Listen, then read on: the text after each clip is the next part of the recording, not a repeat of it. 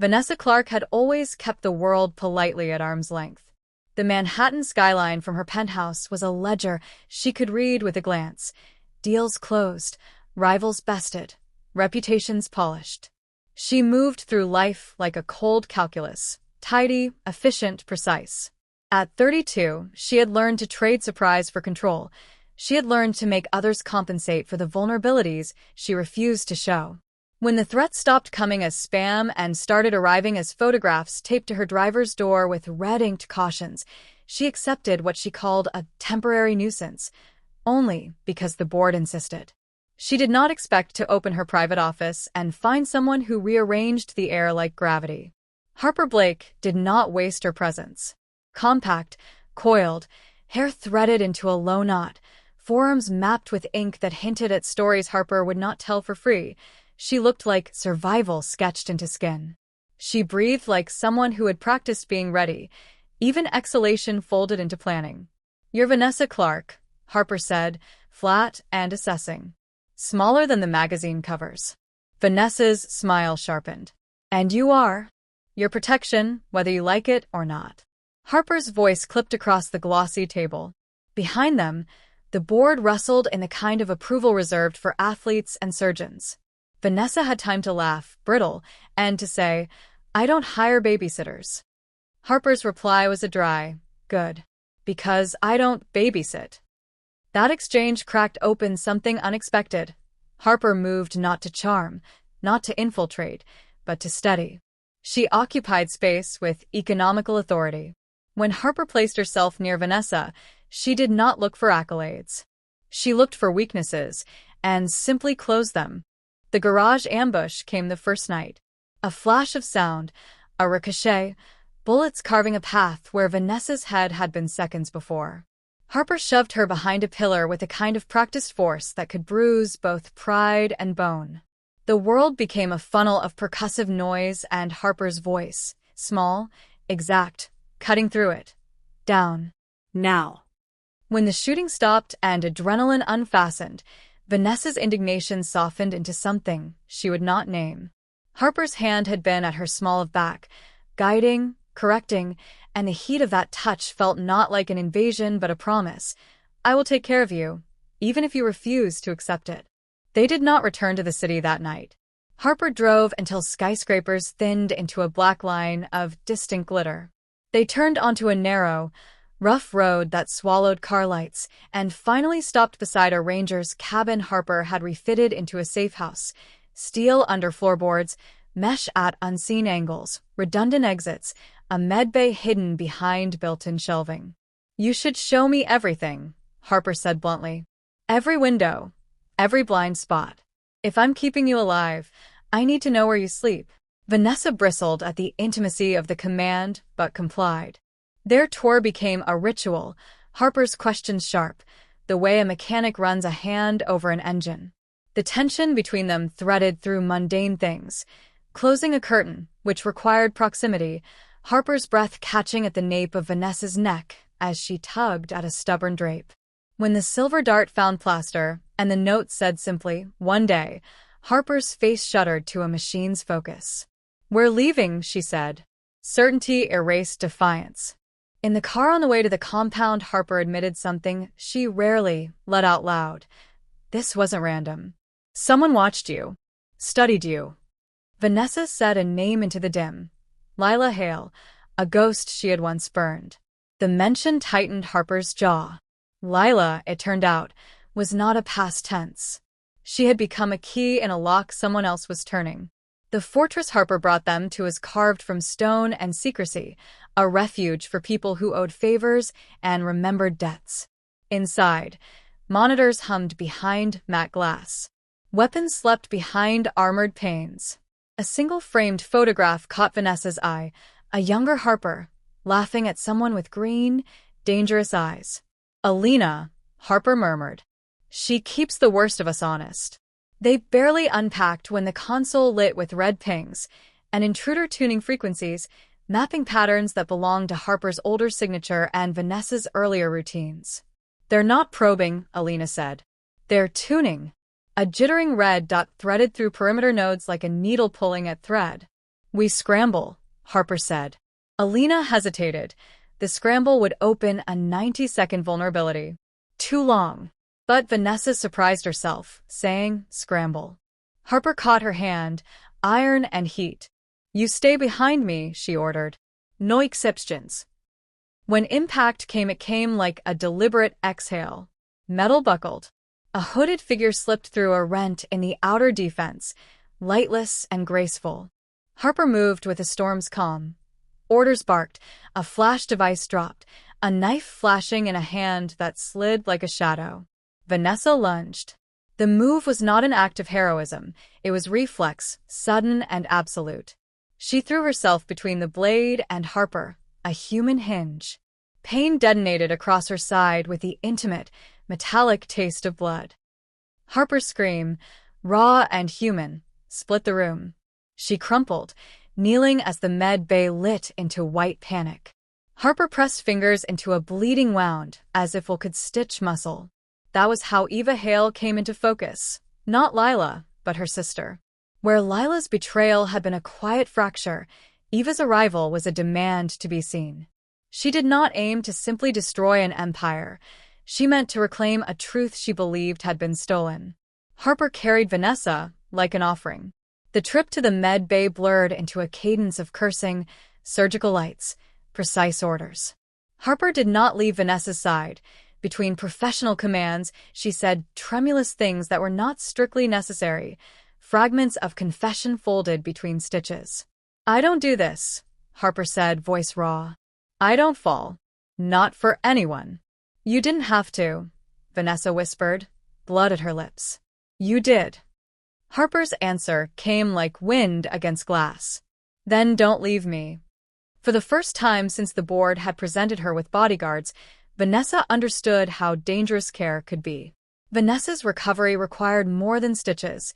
It demanded a recalculation of boundaries. She kept her schedule as much as she could. Calls, briefings, tough smiles for reluctant boardrooms. But in the quiet hours, Harper trained. Harper insisted on a routine. You need to know how to move so people don't think they can make you predictable, she said. And you need to know you won't be helpless if we get separated. Vanessa scoffed at the idea of learning to fight, but Harper's patience, practical and relentless, wore her down. The compound had a small training room, mats, a heavy bag, a mirror that reflected more than muscle tone. At first it was instruction. Stance, footwork, protective poses. Harper's voice was terse, instructive. Vanessa's motions were stiff. The first time Harper threw her, it was an accident. Vanessa's weight shifted wrong.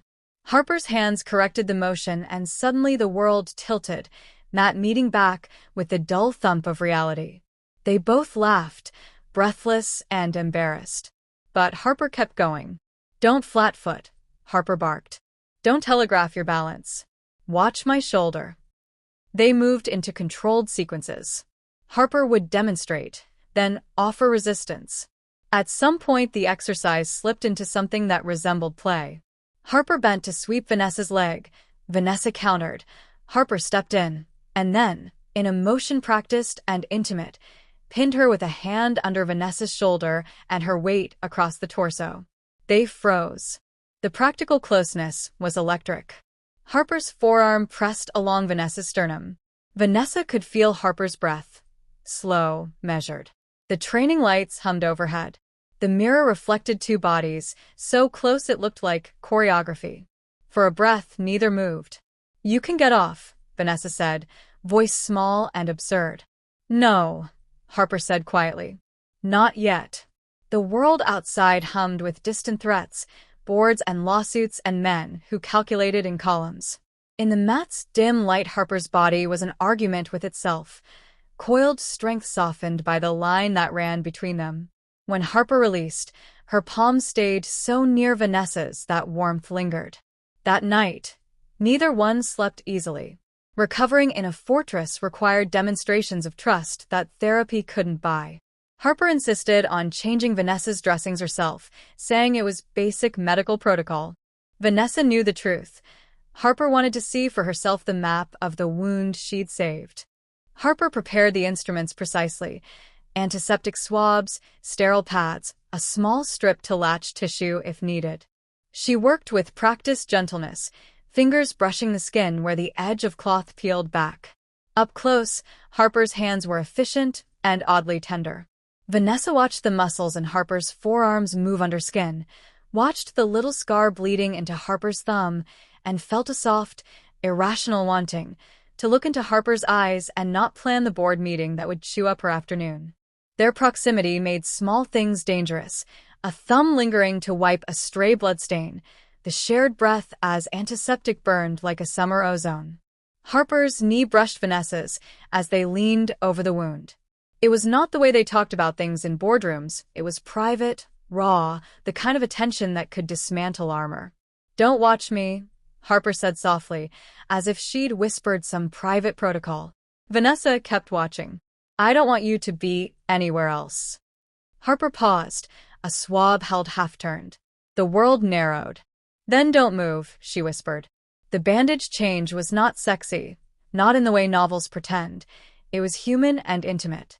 Harper's fingers trembled slightly as she pressed the gauze into place. Vanessa felt the tremor, and it startled her. This weapon of a woman could be moved by care. Their hands brushed during the final knot of tape, and the touch flared like a match. They did not kiss. The gravity of something unvoiced held their lips apart. Instead, Harper sat down on the bench, careful distance between them. The silence between them was a taut wire. "You realize this means you have to slow down," Harper said, attempting lightness but failing. Vanessa closed her eyes. "I don't want to slow down." "That's fine," Harper said. "I'll slow down with you." One midnight, the compound's kitchen glowed cheap under a single pendant. Vanessa couldn't sleep. She found Harper there halfway through boiling water for tea, the simple motion oddly domestic. Harper turned at the sound, and a smile, private and mildly shocked, crossed her face. "You could have been in bed," Harper said. "So could you," Vanessa returned. Harper set 2 teacups on the counter and watched as steam shaped between them. The kitchen became a small island of normalcy. Harper moved behind Vanessa to reach for sugar, and their elbows collided. It should have been a trivial brush, but Harper's hand steadied Vanessa's wrist. "Don't get distracted," Harper said lightly, but the rasp in her voice betrayed calm. Vanessa turned her head against the counter, looking up at Harper. The light fell soft across Harper's profile.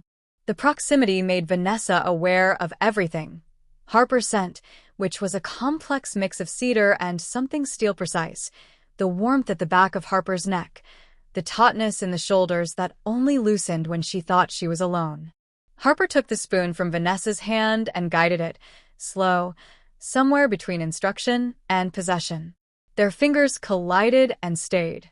The smallness of the action, a deliberate shared task, functioned like a confession in miniature. It said, "You are allowed to be near me. I allow you." They moved to the small table and sat too close, knees touching under the small circle of light. The kettle hissed, and the steam blurred the edges of the room like watercolor.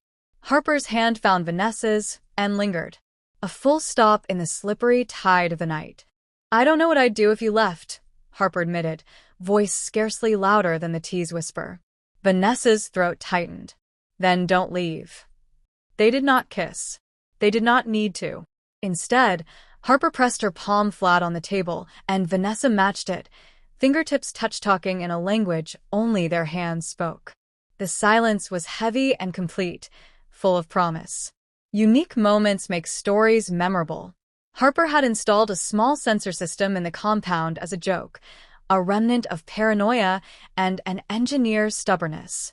It allowed 2 sleeping areas separated by a wall to share a faint pulse sound when both devices were turned on, a mechanical heartbeat synchronized to the sleepers' monitors. One stormless night, the compound's perimeter held calm, but Harper and Vanessa were restless.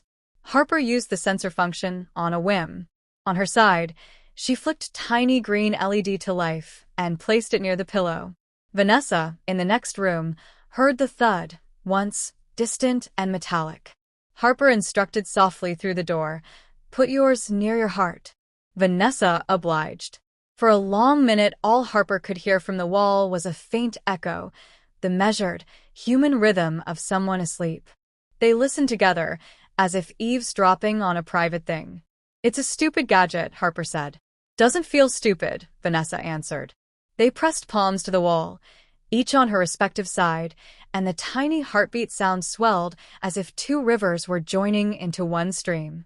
Listening to it was like hearing someone breathe across a crowded room and knowing exactly which sound belonged to you. "You're loud," Harper muttered, but the words were a caress. "You slow me down," Vanessa replied. "Good," Harper said. "I like that." It was not the kind of intimacy most romances use. Not a kiss nor a touch, but the sensorial lock of two people choosing to listen to each other's weak points. It felt smaller, truer, an admission that they could share breath even when divided by walls. Eva Hale's detention and interrogation did not unclench the threat. She was not monstrous, so much as precise, bitter and articulate, grief-starved and cunning. She told a story of a woman, Lila, who had loved Harper with a ferocity Vanessa had never imagined. Lila had failed, and the fallout had been more human than corporate. Vanessa's voice in the small room was low. "I didn't want her destroyed," she said once, plainly, and with the kind of honesty that made Harper lean in, as if she could catch stray truth like falling feathers. "I tried to salvage the code. It broke. She stole what she could. I punished her to protect the company." "That doesn't make her betrayal less real," Eva said. "But it does make you human." Lila loved. "You wounded what you couldn't understand." Harper's stare hardened not into judgment, but into a quiet, protective focus. The interrogation shed no light on excuses. It shone a flashlight into the messy place where love and power had collided and the shards of the past refracted in new, unexpected ways. Danger has a way of unhooking restraint. One evening, exhausted, bandages replaced, bruises fading into violet shadows, Harper found Vanessa standing in the compound's small library. The night outside was a filament of distant lights. Inside, books made the room smell of dust and musk. Vanessa stood with a file she no longer needed, the paper dangling unread in her hand. Harper moved closer, the hush of their footsteps soft as breath. Something in Vanessa's face, the way she blinked, the raw vulnerability around her mouth, made Harper's rational center wobble. "You should be in bed," Harper said, uselessly formal. "So should you," Vanessa replied, and Harper's throat closed. She stepped closer and, impulsively, tucked a hair behind Vanessa's ear. The contact was small and electric. Vanessa's skin flushed. This time there was no training, no protocol. Harper's hand lingered at the shell of Vanessa's ear, fingers slowly tracing the line toward her jaw. The silence between them became a physical thing, thick and luminous. Harper's thumb brushed the corner of Vanessa's lips, and neither pulled away. They stood with a breath between them, a measure of infinite possible things. Lips hovered at an inch, and then two, vanishing by slow degrees. A kiss hung like a decision they both delayed, each breath building the tension until it felt like it could shatter. At the last second, a distant alarm rattled the compound, a minor breach at the outer perimeter. Harper's body tensed. Professionalism snapped back into place like a steel leash. She stepped away, snapped into soldier mode, voice crisp with command. "We move." Vanessa's back hit the bookshelves, eyes wide with the unsaid. The almost kiss curled into memory, warm and aching. After the breach had been neutralized and the attackers routed, dusk bled into a brittle blue. There was a moment between pulse check and after-action reports where both Harper and Vanessa found themselves outside the fortress, rain coming in thin sheets, lights smearing in the wet. Harper had a scar across her collarbone that showed when the rain saturated her shirt. Vanessa watched it and the weather of Harper's face. Harper's jaw was a line. Her voice came out blunt. "I don't say things because I'm afraid one day you'll leave." "You said you wouldn't let me die," Vanessa answered, and Harper's laugh was brittle honest. "Not the point," Harper snapped weakly. "I don't do attachment. I was built not to. But I'm tired of being constructed for others. I want to be built with someone." Vanessa's fingers brushed the edge of Harper's sleeve. "Then be built with me," she said simply. "I will keep you if you'll keep me." The rain felt like permission. Harper leaned forward, and this time their kiss was not stolen but given. Full, careful, full of all the years that had been compressed into that small moment. It tasted of metal and rain, and the salt of being alive. It did not solve everything, but it sealed a new pact. Two people who had fought for survival and now wanted to fight for each other. Months smoothed some edges. Eva's prosecution reasserted legal closure, evidence scrubbed, boards reshaped policy to make room for Vanessa's stewardship without ghosts. The city returned with its bright predators and financial avarice. But Vanessa and Harper had an island of private ritual. Early morning coffee shared in the kitchen, training sessions interrupted by laughter, quiet confessions in the dark. They chose in small ways. Harper drove Vanessa to a hearing and waited in the car until the doors latched safely behind her. Vanessa left Harper a message on the calendar that said only lunch, with a smiley face. The world forced them into public roles they didn't always want to play. They adjusted with the clumsy precision of two adults learning a language at long last. It was not perfect. They argued about management styles, about when to make an appearance, about whether it was safe to return to an office with glass walls. They fought with words like knives and made up with touches that were slower, kinder. And there were moments of private tenderness that felt like theft, Harper brushing a thumb along a learning scar while Vanessa read the market. Vanessa reading Harper's face the way she read contracts. Early morning breath pressed against the collarbone, a kiss that said, I stayed. They returned, finally, to the city on a dull morning that smelled of wet concrete. Vanessa walked into a boardroom that expected her to be unassailable. She carried Harper's presence like a talisman. Harper stood in the back, a silhouette of solid muscle and quiet loyalty. When their eyes met across the room, Vanessa saw not only safety but ownership, something tender, something feral, named. After the meeting, when the lights mellowed and the glass reflected two bodies who had been rebuilt, Vanessa took Harper's hand in a way that was no longer furtive. They walked toward the elevator in a slow tandem, strangers who had become intimates. Do you regret it? Harper asked softly, voice that had once been a weapon and now a lyric. Vanessa's reply was a small, fierce smirk. Only that I didn't do it sooner. Harper barked a laugh that was almost a sob. Good. Because I'm not patient.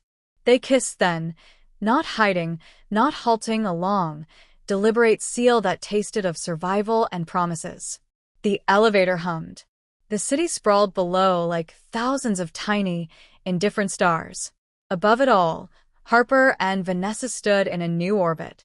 They had been brought together by violence and kept together by choice.